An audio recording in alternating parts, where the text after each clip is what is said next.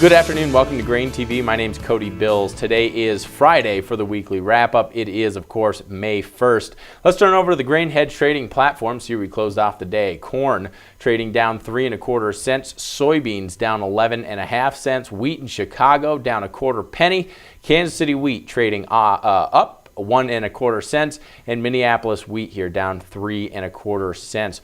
One thing that we want to talk a little bit about today is, of course, the U.S. dollar. Now, for a long while, we've been talking about dollar strength, and how that impacts here corn, soybeans, and wheat on the global market. But this week, we had a different scenario. You know, we've seen strength out of the dollar for so long. This week, we finally saw a break here. And really, one of the reasons why we broke lower is the GDP numbers that came out. We saw 0.2% GDP annually in the first quarter. That is down from 2.2% in the fourth quarter of last year. What that means is that the Federal Reserve is unlikely to make a move in the near term to raise interest rates. So it seems as though when you take that risk off the table, you see the dollar deflate a little bit relative to other currencies, and that's one of the reasons why we're down here trading around that 100-day moving average.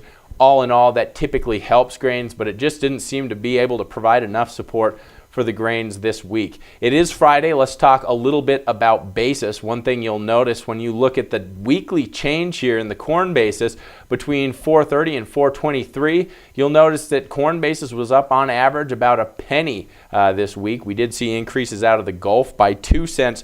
The river market, particularly the Ohio River, was up 3 cents here on the week. So this was a nice little increase. We noticed this both for corn and for soybeans. So the Gulf was stronger, river was stronger. Ethanol on average up only a penny across the U.S. Let's take a look at soybeans here. You'll notice soybeans, another situation where the river market showed strength. The Gulf was up 5 cents on the week. We saw the river market up 3 cents. Barge rates declined this week. What that means is that when you have a decline in barge rates, which was down 4 cents, you do get a nice little increase here in basis, and that's something that's been helping out these river markets over the last week. Crush facilities on average across the U.S. mostly unchanged here. And so that right there is the basis environment. If you do have grain, old crop grain out there, it seems as though the basis regions that are moving along the river here. Now let's talk a little bit about the daily charts and the damage done this week. One thing you'll notice when you look at the July corn chart, you'll notice we are looking at the July corn chart, no longer the May. You'll see that we came down. We were down around that support line when you draw the trend on the low side of this downtrend. Well, today we kind of retested that. We didn't close out near the lows of the day, kind of closed out right in the middle of the range. It's going to be interesting to see if we see continued pressure here on the corn market.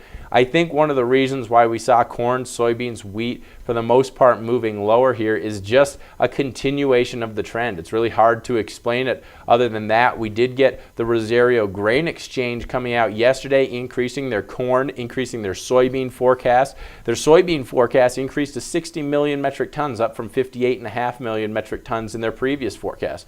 So it seems as though these analyst forecasts are coming out. The South American crop is continuing to grow in terms of expectations, and that puts pressure on the market here. Let's take a look at soybeans. Now this is the one that was kind of interesting because we had great export sales yesterday, but yesterday we were unable to hang on to price gains. Today we continued that drop, and really I think it has a lot to do, like I talked about corn, it's just a continuation of a trend. We've known that this trend has been going on and carrying on really since the end of, or since February, since January even, we've been in this downtrend. And it's something that is likely to hold. You see, we get up near the high side. We drew a trend line here between the bodies back in January and then again the highs in February. If you draw a trend line on those bodies, you'll notice that yesterday's trade action, we got right up there, bumped on some resistance, and started selling off. I think one thing that is a bit of a concern is, of course, the bird flu situation. This affects corn, this affects soybeans.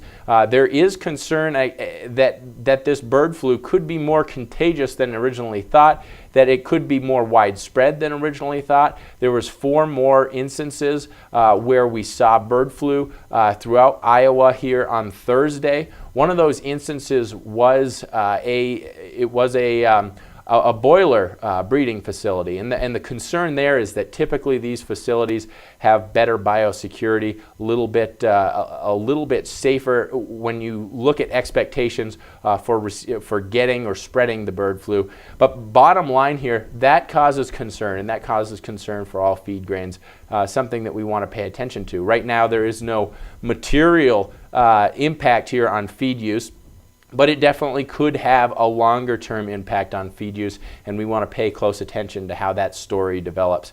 Let's take one last look at wheat here, and we'll close off today's show. You'll notice wheat came up, touched on this resistance level that was support. It was around 485, and now it seems as though we're kind of turning back over and continuing this trend lower. It's going to be interesting to see if we continue to see selling here in tomorrow's or in Monday's trade session. One thing you'll notice is that the plains area, which had been dry for really the first part of this growing season when we were coming out of dormancy and starting emergence, it was so dry down there. Well, we finally got some rain over the last 2-3 weeks, and it looks as though we're going to have some more rain here in the 6 to 11 day forecast.